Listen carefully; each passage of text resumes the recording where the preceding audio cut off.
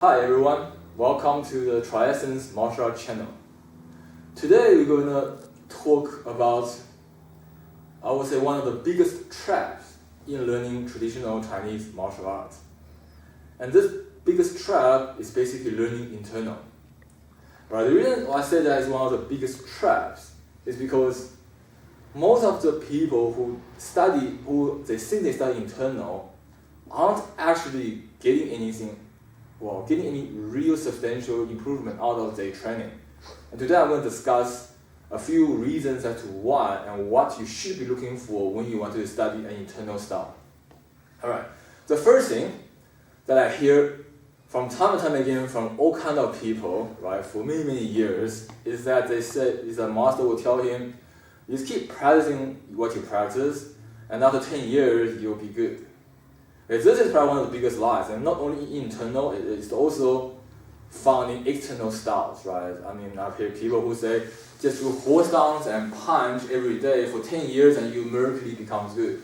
Now, I'm not saying doing a horse dance and punching will not improve you, but doing that by itself is not what makes you from a novice to a master, right? There are actually other things involved.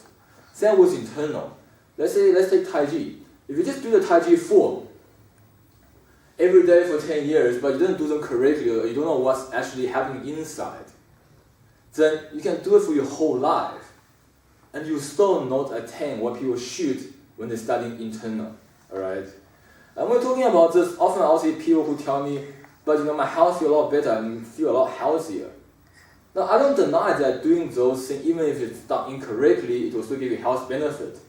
But you need to realize that as long as you're moving, you're going to feel better than sitting in front of a computer. So you don't need to do internal. You can just go jogging, do yoga, do tennis, badminton, anything. As long as you're exercising, you'll feel better. So feeling better doesn't necessarily mean you're benefiting from a real internal practice. It could just mean that you went out of the house and exercised. Okay? So it's very important to understand what's the difference between internal and other exercises. And now I'm not saying internal is better than everything else, okay, but it is different, which is why, traditionally speaking, they group them as internal as opposed to other things. So just getting general health benefits doesn't quite mean you're on the right track. And like I said just now, same as if you just keep repeating the same thing over and over, and hopefully that one day you're magically becoming a master. That's also a very big lie, and you could waste years and years of dedication, and in the end, not achieving the result you expected to achieve. And in which case, not only do you waste money, and most importantly, you waste time. Time is something that you can't get back. Right? Money you can remake, time, once gone, is gone. So I would urge people to be mindful and be careful when it comes to choosing any master school for learning internal style. Don't fall for these lies. Well, now the next thing you often hear are people explaining the technical side of internal style. Now, I'm not saying there are no techniques in internal system, but once a master or teacher overemphasis on the techniques, then personally I believe that something is missing there. Right? For example, I hear people say, alright, claw hand, right, is for when somebody grabs you, and I'm gonna, get out of the hand. And he grabs me here, and I get out of the hand. Okay, it is a legitimate explanation. But if claw hand is all if that's all there is to claw hand, then why do you have to do the whole form Tai Chi with this 84, 72, 108? Why do the whole form so slowly, right? Wouldn't it be better if I just practice it? Like external style, right? This technique is not unique to Tai Chi. You get them in Mantis too, and in other systems, and they do it faster because it's more logical. If this is the case, they'll do it faster. Why not Tai Chi do it slow? And some people tell me, okay, do it slow in the beginning to learn the pace and the correct alignment. True, but Tai Chi doesn't go fast even in the end, right? You don't see these famous masters in the back in the days, none of them do the form as fast as external styles, right? They don't do this. They don't do that. It's so slow. And you can ask yourself, why do they insist on practicing slow if technique is all there is to it? It makes no sense, okay? Whatever you do, it must make sense to what you're getting out of it. If you're doing something that you're not understanding why you're doing it and what benefit you can get from it, then that thing is probably wrong. Another example is here, right? The brushing knee. Now, I'm not saying the application for this is wrong, right? The common explanation is that when somebody kicks you, you grab here, and then you push him over. Once again, this is the legitimate technique, and it makes sense to do it like that. But what I'm saying is there are more to this movement than just that. If this is all you need to do, you could do this move like they do in Baji, right? Baji has the same move, where they go like this. And this way of doing it will make more sense, because when somebody kicks you, you're going to be fast. You're going to be fast forever and hit him, right? Why Taiji insists on doing it so slow? Once again, you gotta ask yourself, what purpose is it? If what I want is to block somebody's leg and hit him so he goes out or fall, then doing it fast will be much more beneficial in the long run. And the other things, for example, the repulsed monkey, right? Where people say is when he tries to trip me with that leg, not that leg. Yes, and then instead of him tripping me, I step back and trip him, right? Like this. Once again, it can be explained like that, but doesn't explain why Taiji do it so slow in practice. Alright, so my personal take on this is that internal style, right? Taiji, Xingyi, Bagua, Yiquan, and Xinyi, Liuhe, and possibly a few others. The reason they practice slow initially to develop a kind of unique structured force, something that you can only feel and get when you do it slow. It's because when you do it fast, you can't feel that. Okay, that is why they insist on practicing slow. So it's the same reason why all of these systems talk about stance practice. Okay, external styles have stance, but these stance are usually horse stance or bow stance to train the legs and the basic stamina and muscle. And after that, they move on to doing the form and doing single hand, two-man draw, etc., whatever. Those become more important. But the one unique factor about internal system is they practice stance exclusively for a very long period of time. Right? Taiji will do Wuji stance for years and years. Even after they learn the form, they still need to practice Wuji stance. Xingyi, they will do Santi Shi all the time. They don't do it for the first 3 months or 6 months and then be done with it. And Bagua always has walking circles, right? Even after you learn the 64 hands, traditionally they will still walk in circles for hours and hours every day. Now the reason for that is because stance is what helps them to develop a very unique kind of structured force that you can't develop by doing things fast. And Taiji doing the form slow over and over is for the same principle. Through stance and through doing it slow and slow, you gain that type of force. Now, the next obvious question is, what is this force that internal styles are after? I often hear people say, I do Xingyi for 6 months and I can punch a lot harder. While that is not completely incorrect, but you have to understand that punching a bag will get you punch faster, harder too. Okay, if you're just punching a bag every day, you punch harder after a while. And it's not wrong to do that. So why do Xingyi, why do Santi Shi and the 5 elemental hand when you go punch it back? Okay, and punching back probably going to give you a result faster. So the point I'm trying to make is, merely hitting harder than before is not a good indication of you doing the right training. You have to understand that what structural force can accomplish. Alright? Now this is a very complex topic, so I'm not going to go into detail. But in general, structural force is about using the whole body and generate the power that affects somebody else. Right? And it's not just about the waist, the hips, or the back. It's about using the whole body and how to conserve that force through each joint and conserve as much of it as possible and release it onto the person. Traditionally, I've talked about this in my other videos, that traditionally, one of the best ways to test or preferred ways to test this is to send someone, right? To project someone. What that means is you want to hit someone, not hurting them, but make their whole body displaced. Now this does not have a very good practical purpose. I'm not trying to hurt me, I'm not going to displace him, I'm going to hit him and hurt him. But a good indication to show you that whether your structural power is good or not. And when you're doing that to someone, you're able to find out where the connection fails or it's not linking 100%. And this type of practice is something that you can't get unless you do structure training through stance and through doing these slow movements and learning the connection. Right? You can't push weights and punch back and be able to send someone. Which makes this a big indication to test yourself and see whether you're on the right track. Now you can check my other videos for more detailed discussion on standing, but here I'm going to show you a basic example of what it looks like, right? Just go through the basically, first it's important that the person is standing like this. Well, when you ever see somebody demonstrate when a guy stands like this, don't believe it, because anybody can push someone over. You need to ask the guy to stand, come forward, right? To stand more grounded and well balanced, okay? The next thing, you can't have too much momentum. If from here you do it, it's not right. It's about structure. It's about me contacting him and using the correct structure so that the force generated from my feet, knees, hips, and everything transfers onto the person.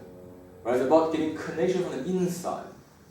The slow motion of training is to get that and then project that onto the person. So it will look more or less like this. Right? So that's like a basic example of what standing looks like. And different systems would be able to do this differently. It doesn't always exactly look like this. But the effect needs to be similar. Suppose you will touch somebody and completely uproot him and send him back. This is one of the preferred methods to test whether you are gaining structural power. The other one is to have a person resist, will give you full resistance, and you try to fight that resistance with your structure. But when it comes to that, there are a few traps, once again, that you need to be aware of. Right? For example, there are people who do this. They will step into, so you got to step into, and then push on the arm. But they do it in such a yeah, but on the arm. But there are people who does this that they actually step. That step doesn't reach the ground. Right? So they will time it in such a way that they will step into the. You hold it, right? They will step into a guy like this. So for you who doesn't know what's going on, it's very easy to be fooled. What happens is when you're doing this, I'm actually having no balance at all. It looks like I'm having momentum from the step, but up to this point, I'm actually coming off balance. All you need to do is push me back and I'll fall over. So when you see that, well, this can be a legitimate technique, right? If you can catch somebody before their foot lands in a fight or in a push hand, it's a legitimate technique. But this is not a way to show structure, right, or internal connection. It is a trick. So when you see people doing this, and they connect there, and then the other one you can push higher so that the force goes like that, it's just a trick, right? You can learn that in like an hour probably. So don't believe in things like this as a demonstration of internal structure. And going up is too, right? If he's pushing me like this, and I'm taking it up, so he's having no support here when I'm pushing him over. Once again, it's a legitimate technique, but it's not a legitimate demonstration of structure. Once again, different systems have different approaches to practicing structure. But one of the basics what we're talking about is let the person root, steady, you hold your wrist, and push against you. Well, this has no combat application. This is purely to test your structure. Push harder, right? Push with all his force, and then you try to align yourself to a better structure and uprooting, right? Everything is balanced, and he's already pushing on full arm, right? Push more, yes. See, you can see if I'm just normally, I'm already moving back a little bit, push more, and then here is when you want to see if your structure can overcome his brute force. Right, let me say this again, this is not a combat application, this is purely a method to show and test whether you are in structure or not. Another common trap that a lot of these famous masters tend to do is to ask a person to push in. And they will do it in such a way that that's going to push here. Right? It looks like this is an advantage, pushing into the waist. I can step straight. But what happens is this is closely connected to the hips and the waist, which is closely connected to the foot. It's actually easier to withstand a push to here than to the shoulder. If you push to the shoulder, you can actually this can actually happen. But notice the shape of my stance. When you push like this, it goes straight to my back, my rear leg. So I don't need to do as much as the shoulder to remain in balance. And then the master will hold his elbow here and hold his back of the shoulder here. So what this happens is it actually cuts off his power from coming fully to my body. I should put a bit high like here, right? You see, so I'm doing, see, this is like you lift this slightly, so that there's actually not a lot of force coming into this hip. And this I squeeze it against this hand, so that the force gets cut off here. So you can push even harder, but what happens is I'm actually squeezing the force onto his body, it's not on my body. Alright, so that's why they're able to withstand a person pushing them like this, and some with practice can even do that on one leg. Right? So, and another one you commonly see is having more students behind this person, all pushing into one another.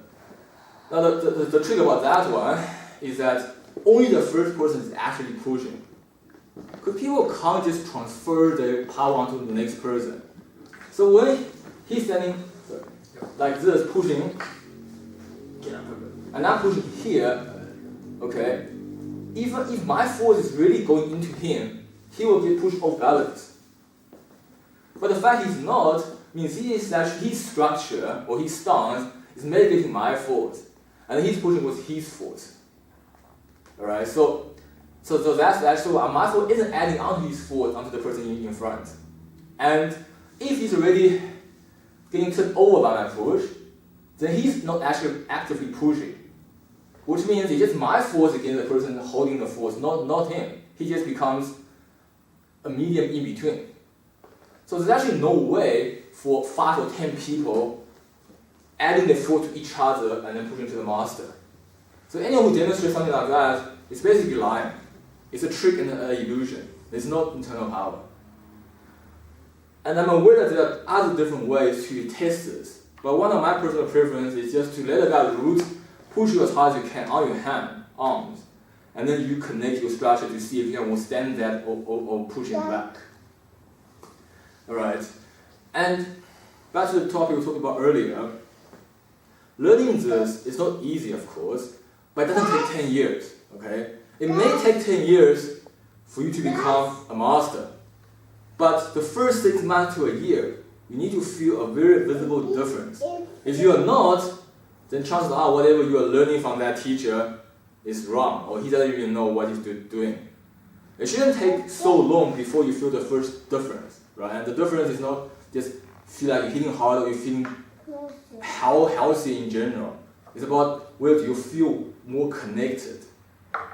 For example, he's only been training the structure part for maybe 1.5 years, right? And I'm heavier than him. So he's not really near good yet, but not bad.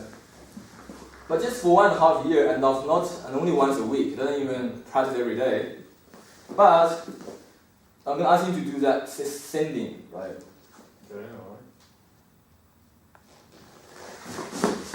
You see, there are some effects already. So, if after a year you still can't do something like this, then you seriously ask yourself whether or not you've been doped. Okay? Okay, so that will conclude the video of today, and hopefully it helped you to understand a bit better on what you're after in internal practice. And once again, I'm not saying internal style is superior or better, but if you're doing an internal style and putting up the time to do things slow and stance and everything, you should gain the correct benefit. Right? Otherwise, internal style is a giant waste of time. It wastes way more time than doing external style if you're not getting the correct benefit. So in which case, take up boxing or sanda will be much better.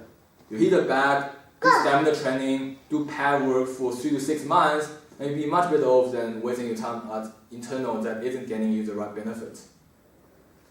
Alright, so hope you enjoyed the video, and please subscribe if you like us, and see you in the future.